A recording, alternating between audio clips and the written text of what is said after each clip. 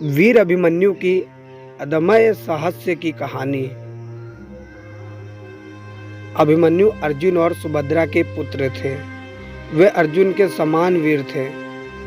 वह सभी प्रकार के हथियारों और हथियारों से अच्छी तरह वाकिफ थे। इस युवा नायक द्वारा प्रदर्शित वीरता अतुलनीय है।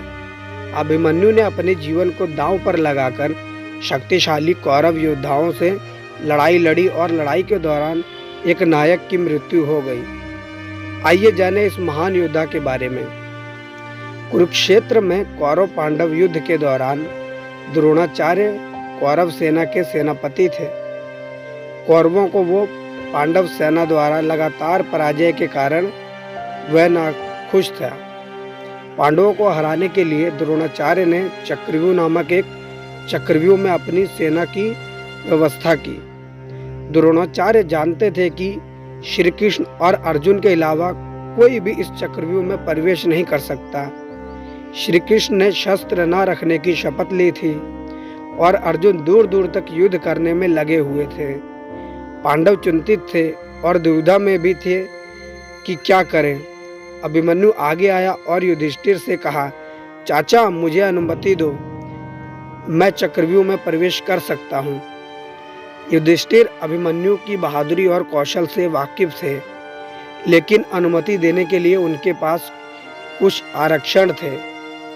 क्योंकि अभिमन्यु बहुत छोटा था, जब एक चिंतित युधिष्ठिर ने अभिमन्यु को ऐसा करने से रोकने की कोशिश की, तो बहादुर लड़के ने अपने चाचा से कहा कि वह उसकी चिंता ना करे।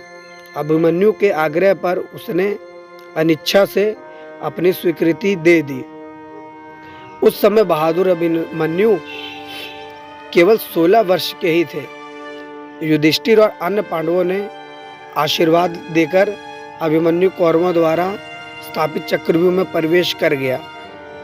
16 साल का यह बालक वह करने में कामयाब रहा जो पांडव सेना के अन्य महान रथियों ने नहीं किया था।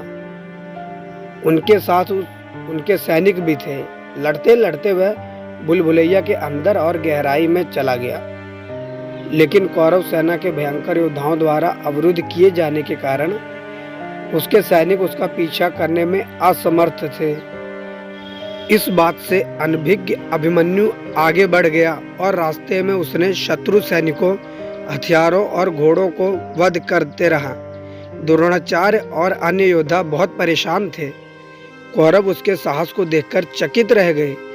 अंततः कौरवों ने अभिमन्यु पर हर तरह से हमला करने का फैसला किया।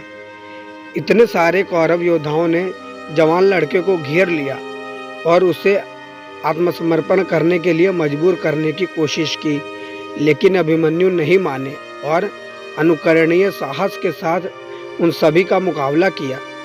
अभिमन्यु लड़ते लड़ते बेहोश हो गया। उस स्थिति में दुशासन ने उसे अपने क्लब से मारा, जिससे अभिमन्यु की मृत्यु हो गई। शक्तिशाली कौरव योद्धाओं को पीड़ा देने वाले युवा लड़के अभिमन्यु की वीरता से मृत्यु हो गई। जयद्रथ ने बेशर्मी से अभिमन्यु के सर पर लात मारी। जयद्रथ के अभिमन्यु की लाश को लात मारने के अपमानजनक व्यवहार से पांडव क्रोधित हो गए थे। अगले दिन सूर्यास्त से पहले अर्जुन ने तुरंत जयद्रथ को मारने की शपथ ली। अर्जुन ने अपने शपथ पूरी करके अपने पुत्र की मृत्यु का बदला लिया। बच्चों, ऐसी होनी चाहिए बहादुर और साहस।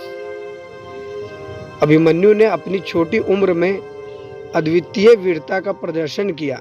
बहादुरी से सब कुछ हासिल किया जा सकता है। तो ये थी हमारी आज की कहानी वीर अभिमन्यु की। कहानी आपको कैसी लगी कमेंट करके जरूर बताएं और चैनल पर नए हो तो सब्सक्राइब कर लें।